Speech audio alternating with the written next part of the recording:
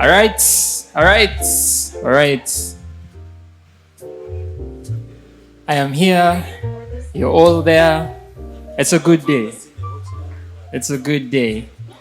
What's up, ladies and gentlemen? Welcome to yet another episode of the Talk Track. As per usual, we're at Plot 8B, Gabula Road. That's the Barrow House. Yeah, you want us to die in the heat? I've turned off the fan. Because apparently the talk track cannot be done in the comfort of air conditioning. You must feel heat. You must feel the heat. Sweat out all your ideas. Don't keep those things inside. Olivia, that thing you shared, is it true? I didn't do enough research on it. About the farting. About the ladies and the farting. Is that true? So Olivia shared something on a platform where I think back in the day, like way back, that it was a woman's value was kind of related to her ability to fart and how toxic that fart was. So the more toxic the fart was, was that true? Olivia, first explain. It's been on my mind the whole day. Is that true? I don't know. I mean, it's a trusted source from Instagram, so I kind of believed, and I don't know. So women who farted were more desirable. Yes. It meant they ate and ate and ate. Do you know the thing that killed me is that during the video, at some point when the guy was explaining, he kept saying that they say that women who held in farts apparently were presumed to be holding in impurities. It is true, by the way. So the you body is letting go of the toxic. So you had to release everything. So the more you released, the more pure you became. Now, you see how we have our cultures here, and like the Sengas had to test whether you were, viable and all that stuff. So apparently, before marriage, a woman used to fart in front of older women, and if the fart was strong enough to cause the older women to faint, then she's perfect. And I'm thinking all you have to I actually like that. Yeah, I'm thinking Because all you from have. the look of things, there's too much pretense in the world. So yeah, I mean, people are waiting for midnight, then you start releasing. And I'm telling you, if you're with someone and you're dating them and you're hiding, you have to first go to smile to the what. You're still going to sleep in the same bed with that person. Fight. At some point, it is going to happen. Are you telling us fight in front of your partners, people? Fight in front of your... Not necessarily. Not necessarily, but I mean, I think it's just manners to walk away and step aside. However, there's nothing wrong with the body taking care of itself. It's like no. It is only good manners. You have to have good manners to step aside. It's like burping, right? Yeah. Except from the opposite end of the body. Yeah, but you just have to step aside so that you don't inconvenience the person next to you. However, anything that is natural, you cannot be ashamed to speak about. You know what? I started with that, and then let me tell you, if you don't, do you know that if you actually don't, you can be taken to the hospital to be checked. Exactly. You're okay. Yeah. Tell them, people, do not fart. No, because the body has to let go of all of these different things from different forms. That is why there is number. And no, we have said it's okay. You go aside and release. But there's no shame in talking about it. Wait, Olivia, you just say you open the couch cushions and then close the couch. I'm not getting when you say go to the couch. You just have to get out of the bed and leave me alone. Go fart, whatever. Go release whatever you have to release. Go.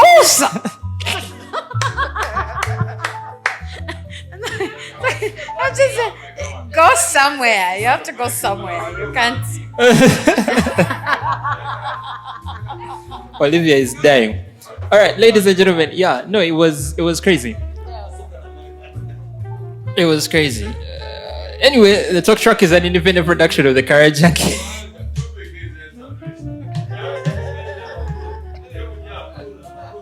The Talk Track The Talk Track is an independent production of the Kara Junkies. It's produced, edited, sound mixed, and shot by Morris, aka Just Morris, aka Moro Moro, aka the father of the Kara bike, aka no longer Mukono Moja, but Mukono Mbili, aka the biggest eater of groundnuts in Jinja and some parts of Mayuki, including Musita.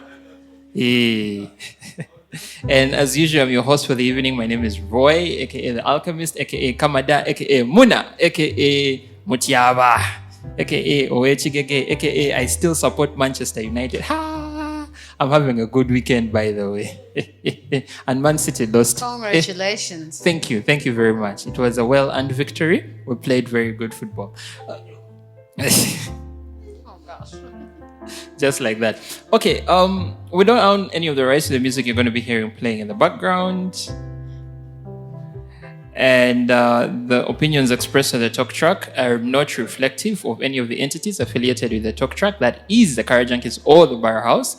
These are opinions presented by individuals through their lived experiences. However, if you would like to get in touch with us and leave feedback or leave a comment, you can check us out on our socials on YouTube at Talk Track UG, and you can check us out on Mixcloud at Barrow House Radio. And on Barrow House Radio, you can also get audio episodes not only of the Talk Track but of audio playlists of our Q List Saturdays and our Retro Fridays.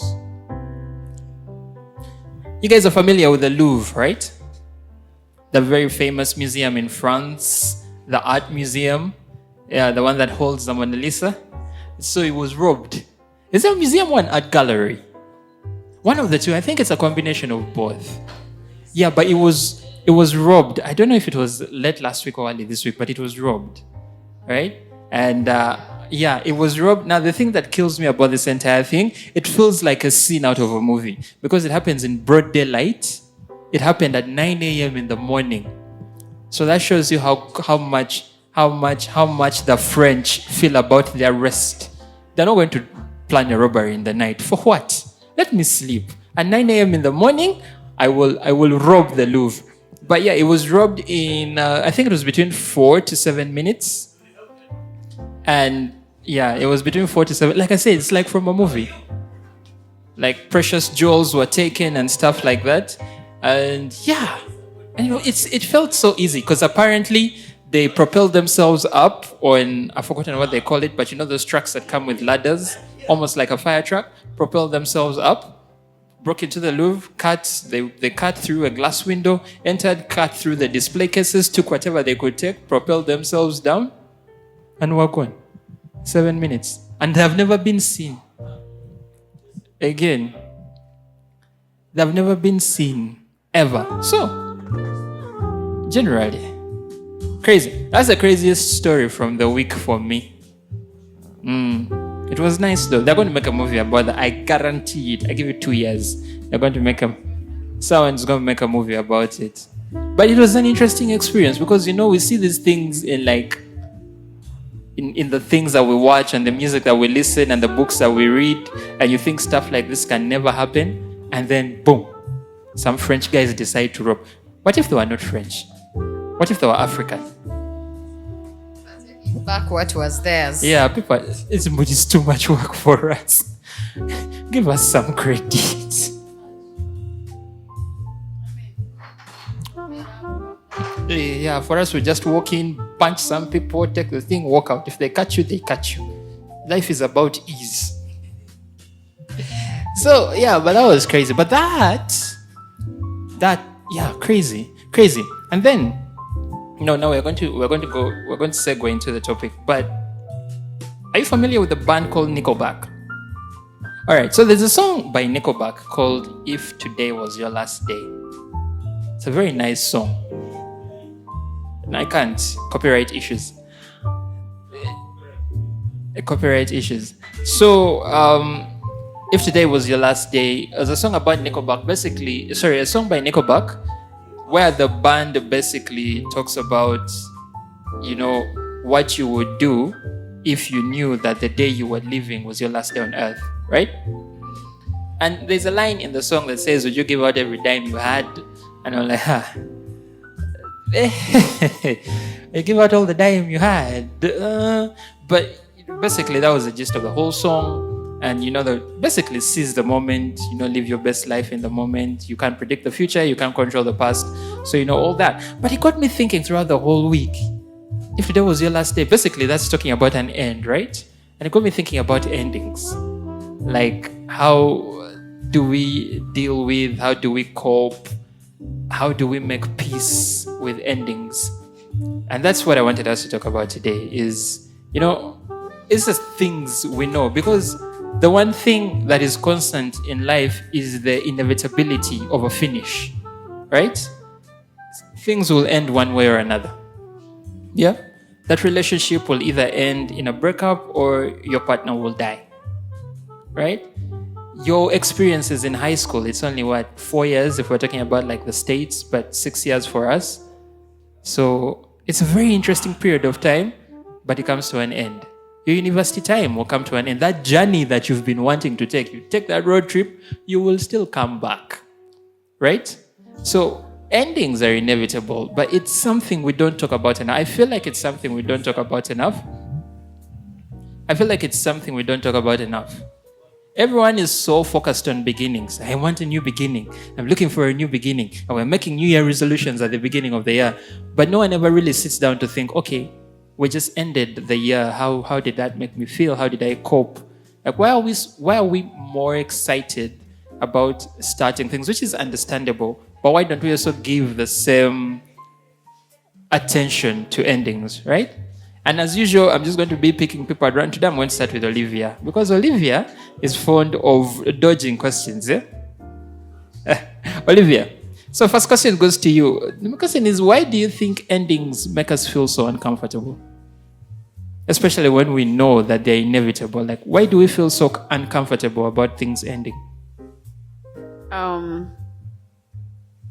I don't know. I think why we're very anxious about things ending is we are scared of the new beginnings. Like, now what? That this is ending. Like, what am I gonna do? Because we are actually used to the normal. Like, this we get comfortable into doing this particular thing, and when that time comes and we cannot have that anymore, or we feel it's going away, we kind of panic, and most of the times people get lost because they don't know what to do next. So I think it's the fear of what's next, like not being sure of what the future entails after this ends. So in a way, we're kind of scared of losing control. We've had control of this particular situation for a while, and now the situation is coming to an end, whatever situation that is, and we're too scared to either let go, or we're too scared because we do not know what comes after that, right? So it's basically fear, and especially fear of the loss of control. That's beautifully put. They should make you a therapist. Have you ever thought about that? Still in school. You'll be there, you'll be like, Roy, sit on the couch and tell me about your mother. We're like, no, she has nothing to do with it.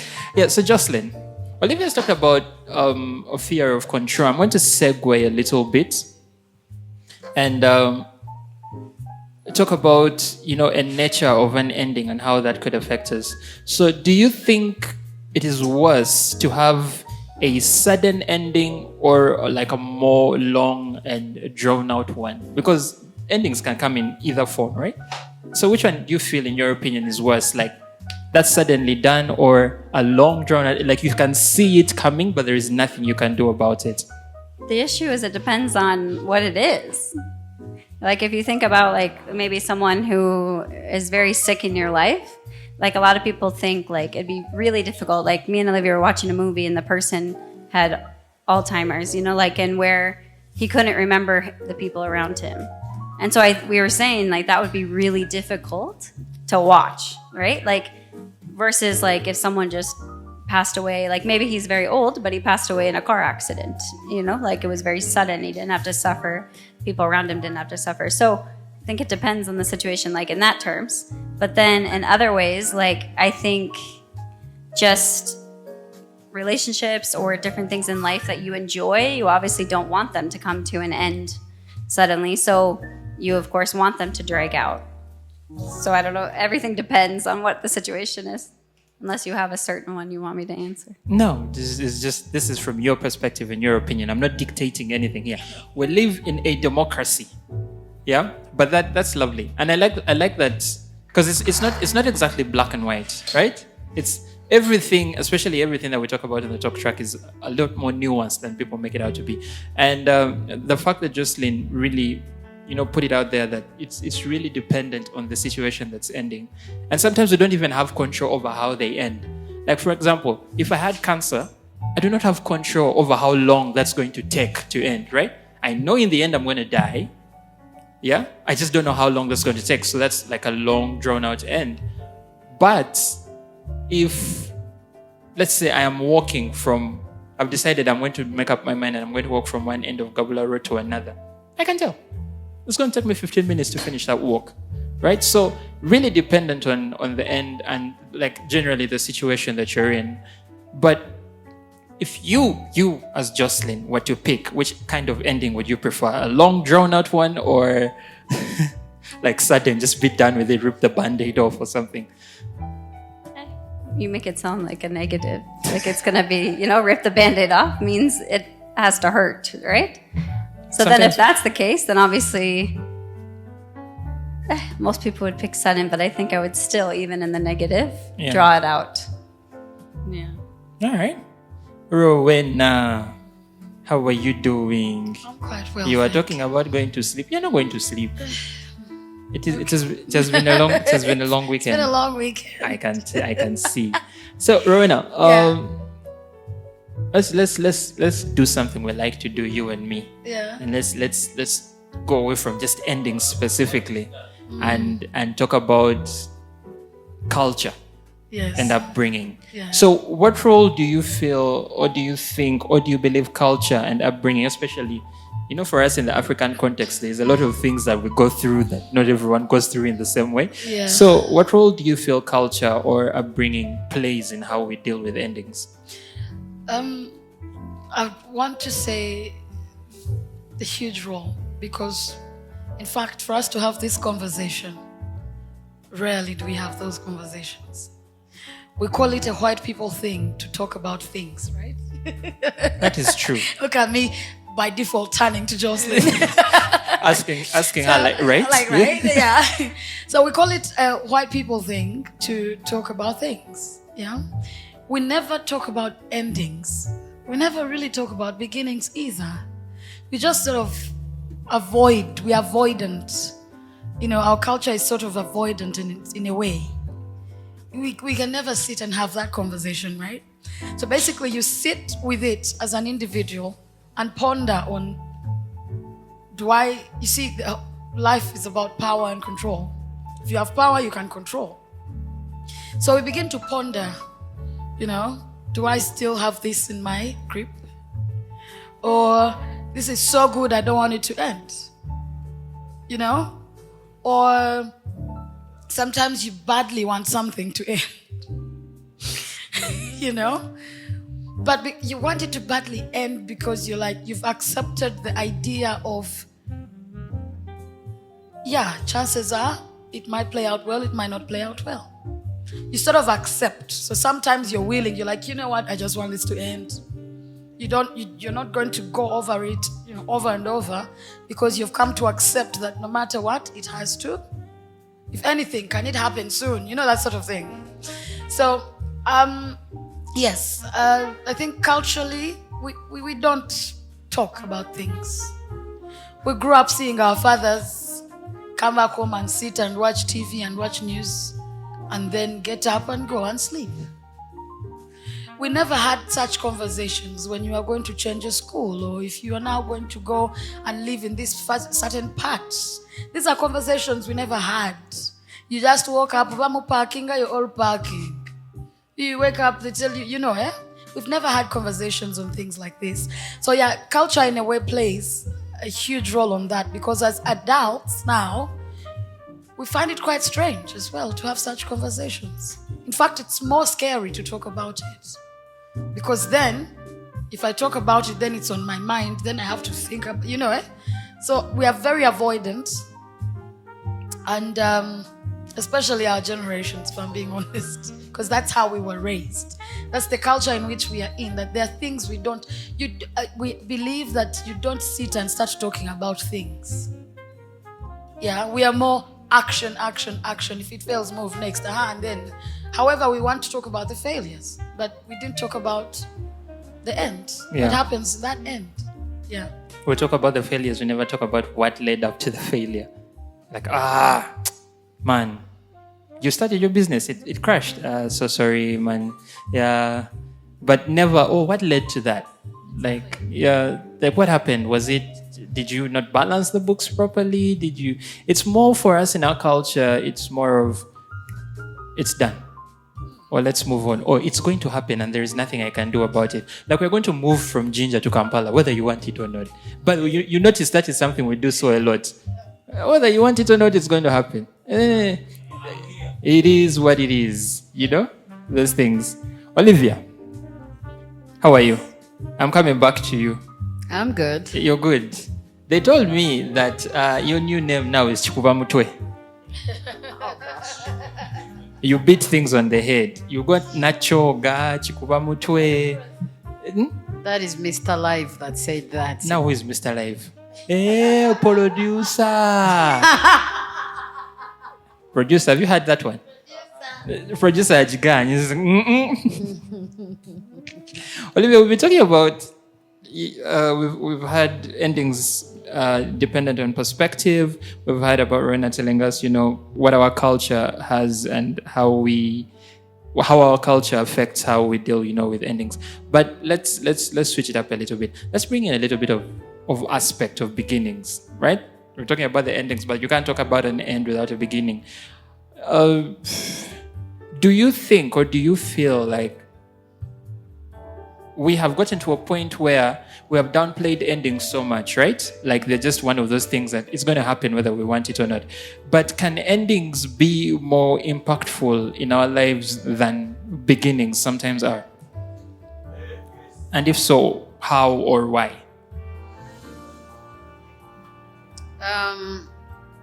So what I'm getting is can endings be bring joy to us? Bring joy or teach us beginnings? something or just really impact us a little bit more than beginnings. And if they can, then how or why, in your opinion?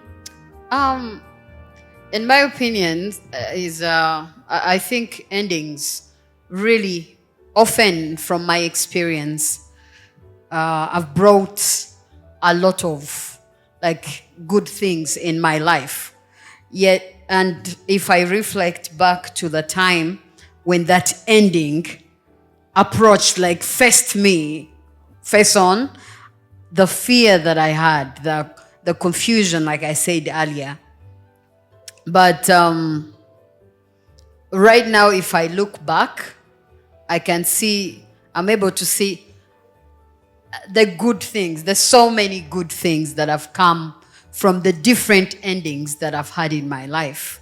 So endings often teach us, they're points of growth. They are points of, they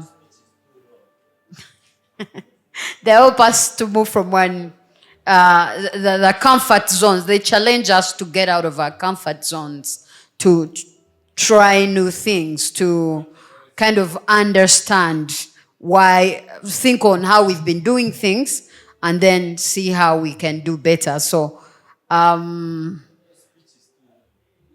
I feel endings usually have a lot of good things that come with them, despite the fear of uncertainty that comes with them. Nice. So one thing I like how you said, a big part of endings is they take us out of our comfort zone and prepare us for some things that we're not prepared for. Do you think that a big part about perceiving endings like that is acceptance? Like you get to a point where you realize, okay, this has happened, I need to be okay with it, and now I can move on to what's next. Yeah, definitely. You have to, of course, you experience that pain of, what is going on, what's the next step and stuff. But as you experience and all that, you're thinking on what is in my power about this particular situation. Yeah. And if in absence of any, you find that naturally you create other ways of moving forward Yeah. from this ending. Okay, so I can't talk about acceptance without talking about resistance. So Jocelyn, Olivia initially talked about we as human beings sometimes get really scared about endings. So that resistance that we have towards letting things go, towards being okay with things ending, is that like natural? Do we grow up with that? Is that intrinsic, or it's something that is learned? Is it something that is shaped by the people we grow up around and the communities that we grow up in? Well, I'm starting to learn this a lot because someone is not a planner and I'm a planner. So I've realized I expect something and I want to plan everything, but then someone else is like, I didn't grow up that way because I didn't know what was coming next, or I didn't talk about what was coming next. And I'm like, but you have to think, like, what comes next? Like, what do you do if this situation happens? And they're like, I just don't think about it. So, and I'm like, how can you not think about it? So I don't know if it's like a way of like growing up, I just knew that we had to have a plan for everything. Like an example, I was like, well, what did you want to be when you were a little kid? Like, didn't you tell people what job you wanted? And they're like, no, never ever got asked that question. Never like thought about it. Didn't even know if I was going to school, like, and I was like, how? Because we answer that question since we're like 3 years old. Like, what are we doing next? So I think a lot of it is cultural, and a lot of it is like whether you have people around you who think about such situations or try to impact you thinking about those situations. And then because we even think about like, well, what happens at the end of life, right? What do you leave your family with? When a lot of other people don't even have that thought ever, they just wait till it comes, kind of thing. So yeah, I think it's more of a learned thing than No. What's crazy is she spoke about something, and like I too am like you. I try to have a plan for everything. So I find it really strange when I ask someone a question like, "Okay, so how are you going to deal with this?" And they're like, "Nah, we'll go with the flow. Let's see how that goes." I'm like, "Huh? What do you mean we go with the flow?" But how do you not know what you want to be when you want to grow up? That's crazy. yeah, I was struggling with that. No, really, like how? No, first of all, mine changed every other time. But at least you knew I just something. think about it. One time I wanted to be a lawyer. The next time I don't know. I can't remember, but I had so many. Did you ever want to be like depending on my mood? a queen dancer? You know? I wanted to be a truck driver once because, man, I just like these guys seem to be enjoying life. But did you also know when you were little how many kids you wanted when you were older and like all of that? Or is that just a thing that we grew up with? No, I think it depends on people. My sister used to plan about, I should have this many. I never thought about any of that stuff. What was I thinking about? Anyways.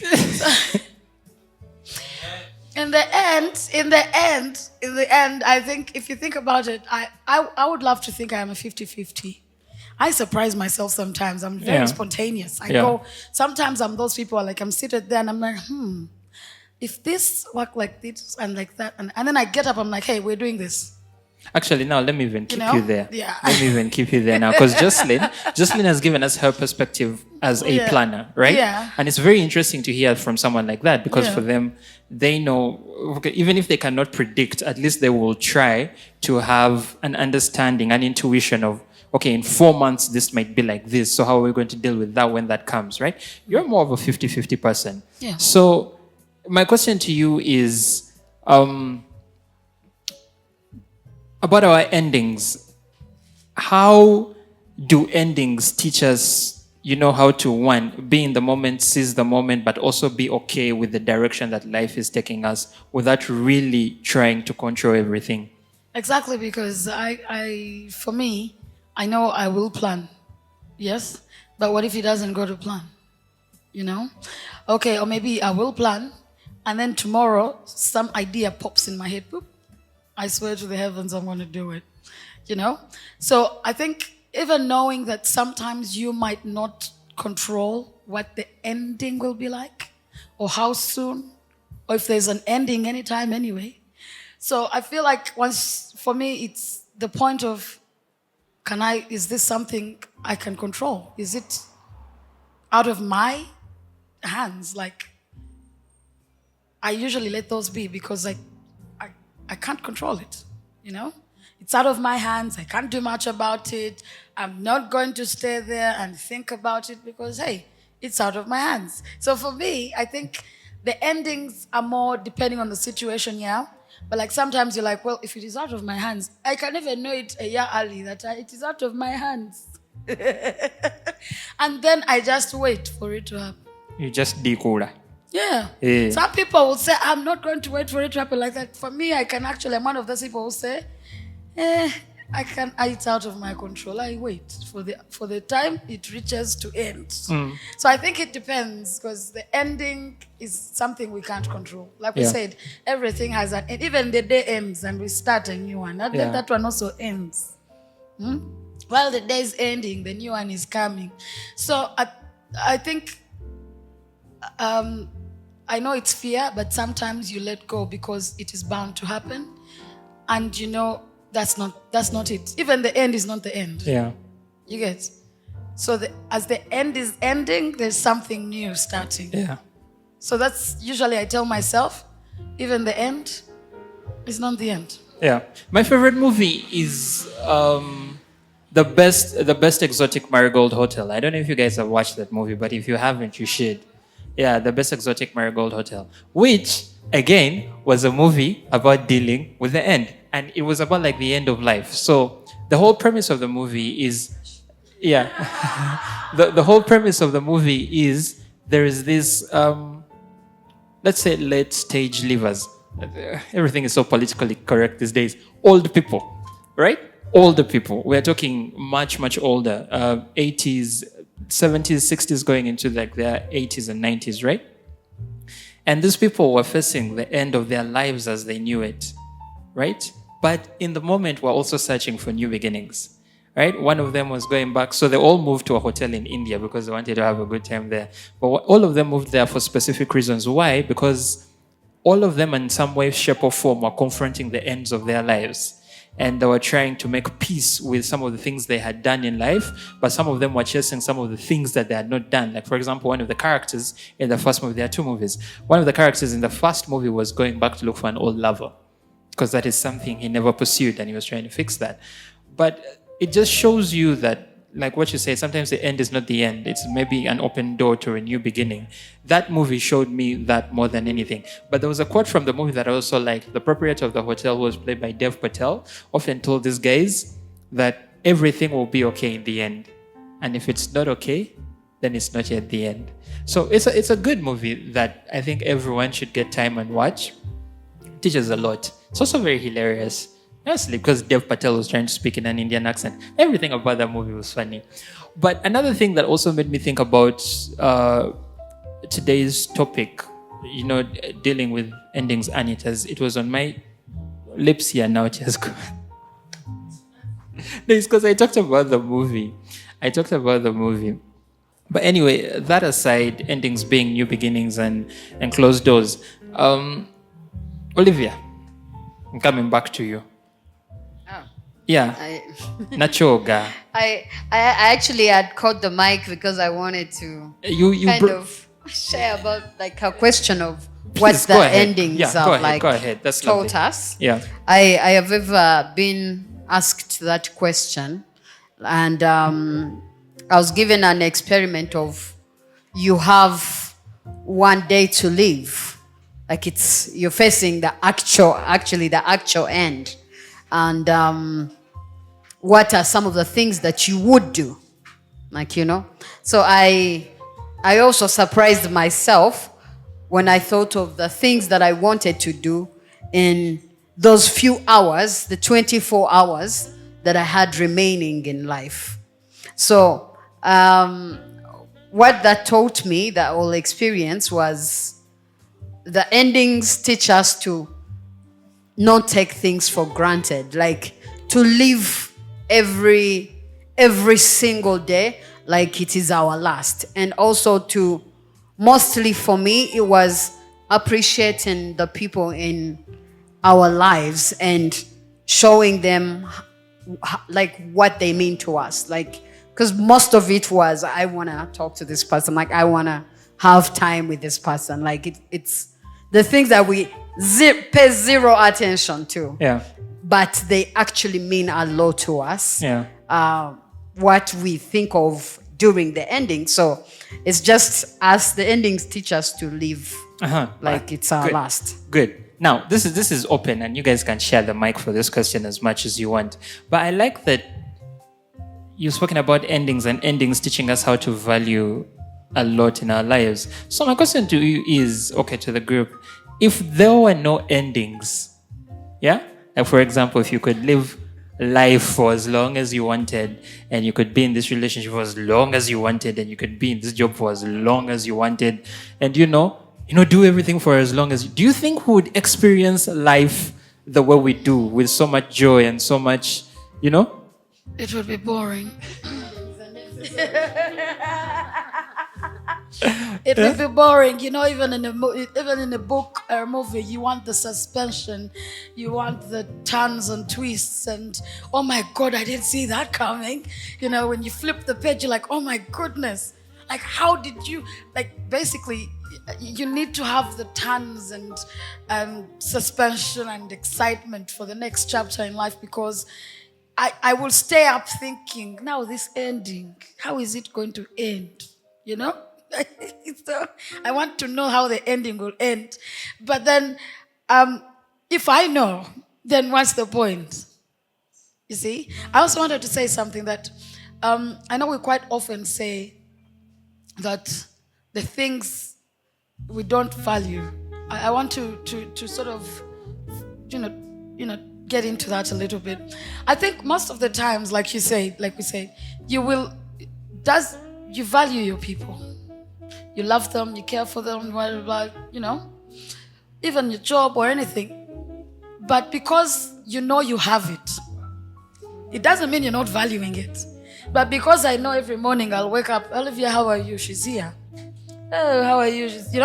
I might not necessarily say, I'm taking off 2 hours specifically for Olivia. You get? Or I'm taking off 30 minutes just to let Jocelyn know how much she means to me. You get what I'm saying? We do value our people and our jobs and our friends or anything. But that same question you've asked, what if you knew you can be there for as long as you want? Yeah. We never think about the end. I wake up and I know you're there. It's very funny. I actually experienced it the other time. I was like, I was telling someone, my mom knew I loved her. I told her I loved her. But guess what? I never told her every day. Maybe if I knew, I would tell her every day. But then that would be unfair, because I'd be telling her every day because I know when she is leaving. So the value is there just because we never think of the ending when it comes to our people, our jobs, our businesses, our friends, our age, You tell me anyone who's thinking about themselves at 90, we just randomly throw it in there and move on. But you haven't really thought about a 90-year-old Rowena. I'm asking myself. Check it out. Shall I still be having the disco in me? Check it out. The disco never goes, by the way. Exactly. It never. It never. So Disco is a way of disco is a way of life. Exactly. But we never actually think that we are going to lose something or someone or anything. Basically, we are not seeing the end. We know there is an end, but we have not thought that it is you. You're not thinking it's going to be how, me. Yeah. You're not even thinking about it. That's why we quite often say, I never thought that this person would be gone. Yeah. I never thought that I would not be. I have a friend, and let me tell you, when we talk, it's like we've been together every day for 5 years.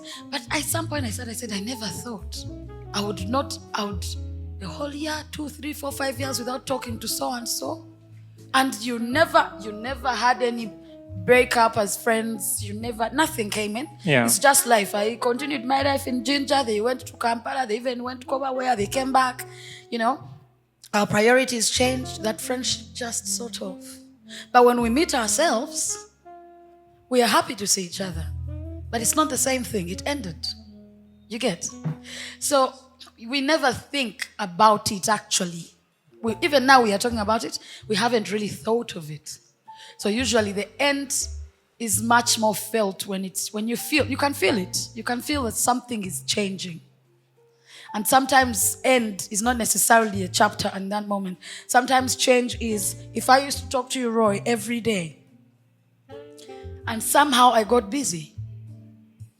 Somehow, you also don't know. Somehow I start talking to you once a week. Somehow, like it's never like a set, okay, now this is end. Things sort of happen. You know, we like life evolves, everything does what?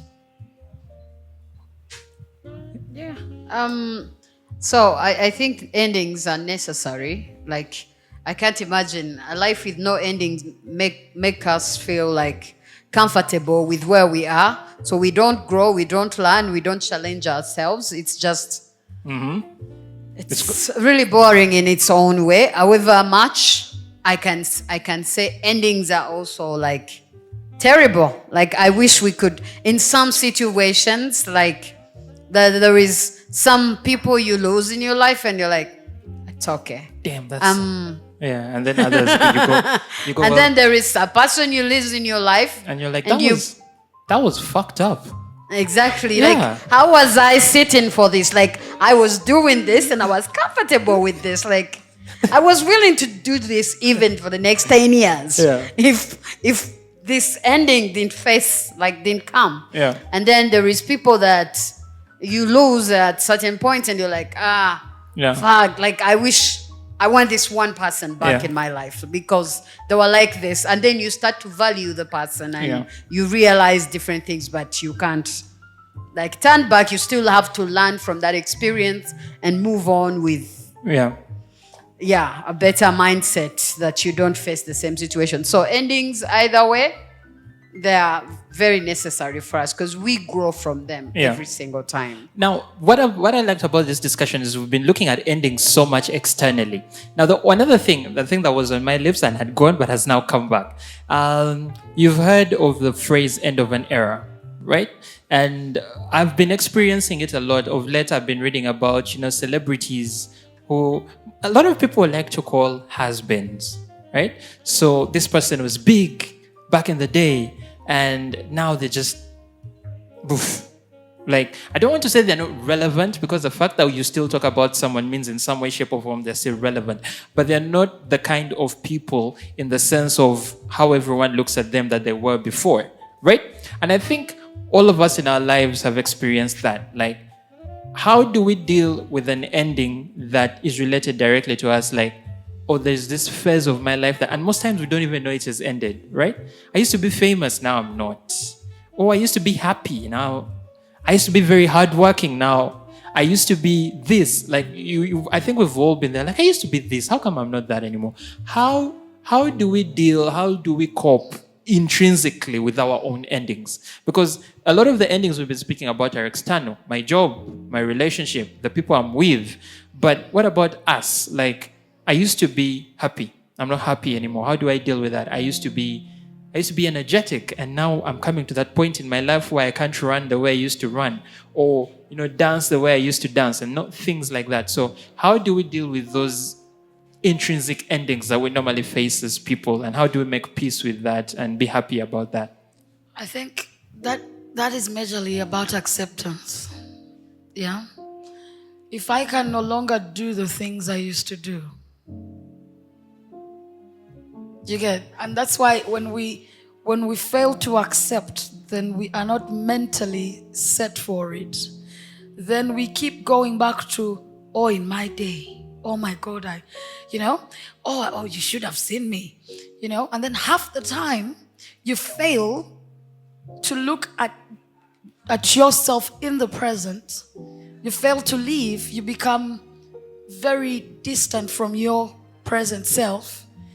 And then you lose the gist. These are the people you've seen who go to therapy because, hey, I'm not famous anymore. And once you accept that, the dynamics change.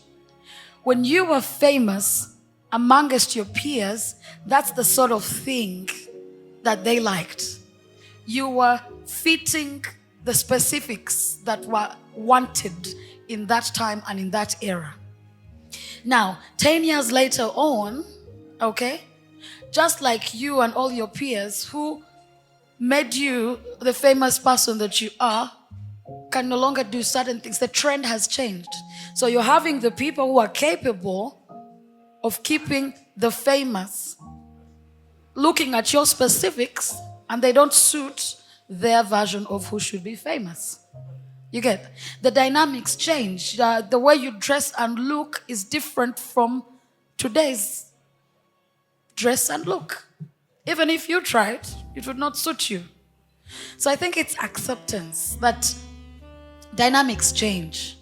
It's going to be the environment, it's going to be competition, it's going to be new trends, it's going to be new demand, it's going to be, So then it comes back to you and say, when I accept that this is different, how then do I work with the current state and situation? I always ask myself, Kati, situation jendi mkati. What do Me I as do? Rowena, am I choosing to just go through it, slip through it, maybe talk to someone about it, or maybe plan the next thing, or maybe just let it be and move on to the next thing? You get? So the sitting down and asking yourself the question is the hardest part. If I stay in the past, because trust me, things change. And once you accept that, you know how to work around the situation.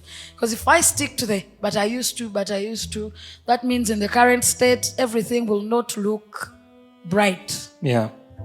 Yeah. So you fail to make the best of what you have in the moment because you're so stuck in what you used to have or what you used to be. And Jocelyn holding the mic, she's like, what do I do with this now? No, like as soon as you said it, I thought about it's almost like we have to go through the grieving process of different parts of our lives sometimes.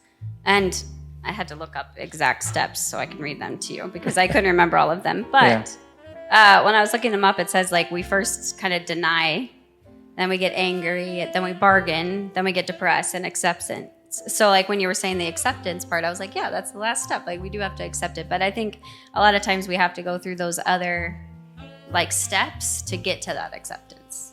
Yeah. And you shouldn't be afraid to go through those steps. You know, one funny thing is when I was the 5 stages of grief, right? When the very first time I came across that, I thought like each happens in its time. Like you first get angry, and then you deny, and then you bargain, and then you, what's the fourth? You get depressed, and then you finally accept. The thing that I've learned the older I've grown is you can go through a situation. Now, me, I learned it from a breakup that I had, right? And I thought, I'm going to be angry. Then I'm going to get, I'm going to bargain. Then I'm going to get depressed. Then you can go through all 5 stages every single day. Yeah? That's the crazy thing. And I think that is something that is not told to us enough. Like everyone knows, you go through the 5 stages of grief, and everyone thinks, I'm first going to be pissed, then I'm done. Yeah. Then I'm going to bargain, and then I'm done. And then it's a loop. And it doesn't go in that stage. Sometimes you wake up and you be like, I'm done. This shit is done. I'm okay with it. Then at midday you're like, but why? Why is it done? No. Then at 3 p.m. they find you like, Roy, what is it? Leave me alone. I'm depressed. It's crazy, man. But that's just how like life works for us. But my final question to you all is, in your perspective, if you could design a perfect ending for any situation in your life, be it work, be it relationship, be it just life in general, if you could design a perfect ending, what would that look like? I think we would all agree happiness on the end, right? Like, we always want to end up being happy and enjoy, and I think just being thankful for whatever journey it was. Yeah. It's what I was going to say. I said, I just don't want to be sad. No, it's not happening. Okay? I think when we're talking about endings, none of us wants the ending we are having in mind right now of, it's done, it's over.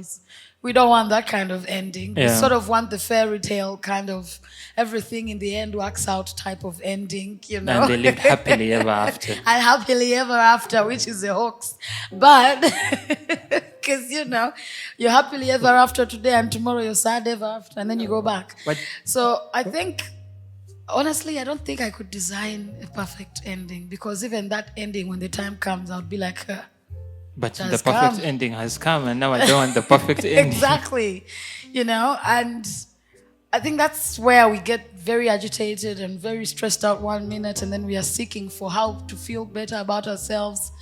Because the truth is, ending comes with fear. The unknown is the most scary thing. Because you will know that something has to end, but the fact that you don't know how it will end, I would not design because I also don't want the ending. Yeah. I would want it to have, in all spheres, I would want it to have understanding. Like, whatever it is, to have a clear understanding of the situation and also a plan of how to go forward Yeah. from it, Yeah. from this ending. Oh, that's lovely. So by I the think way. just those two things. If I have, okay, this happened, but this A, B, C, D was the reason why this happened, or hey, Rowena, we are saying goodbye, but this is the thing and this is the thing. But you can say hi, I can say hi. Closure. Closure, and maybe also understanding. But it's work, like understanding this didn't work out because of whatever. So I plan, like having a plan, and You know what's funny is when I asked that question, you guys I think all of us have watched Game of Thrones. I may be assuming. Yeah. Do you remember when there was a scene where they asked Tyrion Lannister, just went, I don't watch things with low saturation. There's a scene, I think it was either season 1 or season 2, where they asked the character Tyrion Lannister, how would you like to die? Like, what have you envisioned your death looking like? And he was like, I'd like to die at the age of 80 with a woman's mouth around my privates. For him, that was his idea of a perfect ending.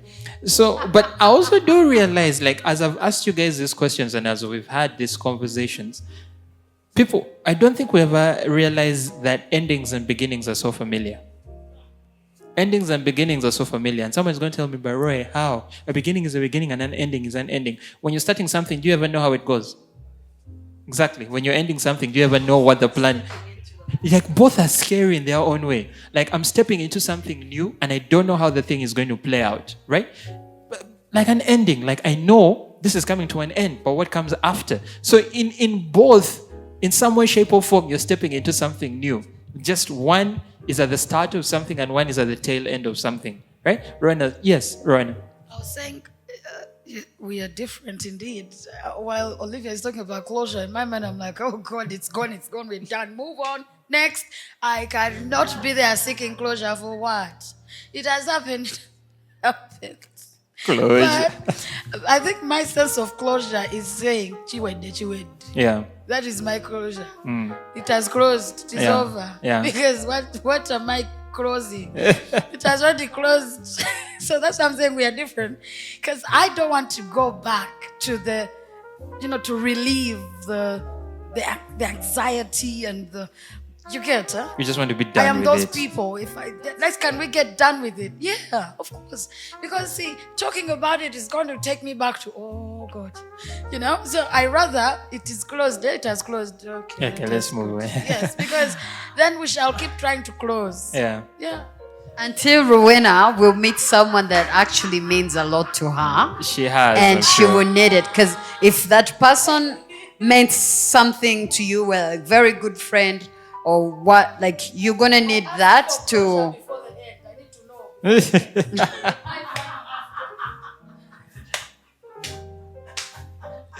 And then, ladies and gentlemen, Why do I know after? ladies and gentlemen, that brings us to the end of our episode today. Why do I know after? Closure before the end. The whole point of closure is that it comes after. Sudden. I need to know. No, let me tell you, I'm seeking closure before it is closed. Why am I closed? What? It has closed. What am I looking for? Ladies, today we've only had ladies, so I'm just going to say, ladies, thank you so much. Thank you so much for an insightful conversation. Continue. a lot of what we've talked about really revolved around. I like the aspect of acceptance coming up a lot, but I also liked how the different perspectives and how we see endings, how we deal with them. But there's a lot of, it feels like different, the way you remember how we talked about African homes and we're like, oh, different homes, same story. This feels like different perspectives but the same story. I feel like universally there are a lot of things that connect us as human beings, and one of the two things that I feel anyone can universally agree on is how sometimes we deal with beginnings and sometimes how we deal with endings. And it's like a universal language we all speak. It's like a language of the world. And so it's been really interesting to get your insight on that. For now, I'll let you be. We've done this the whole year. We're coming to the end of the year, guys. Let's first also make peace with that. And we've been running consistently every week. We've only missed, I think this year we've missed only 3 episodes. 3 episodes. So for 52 weeks, also I think we're at week what? Let's say 38 now, 39. We have about 13 weeks to the end of the year. And we've done 36 weeks out of 39. And that's largely in contributed to you guys who have been here with us and done this with us every week.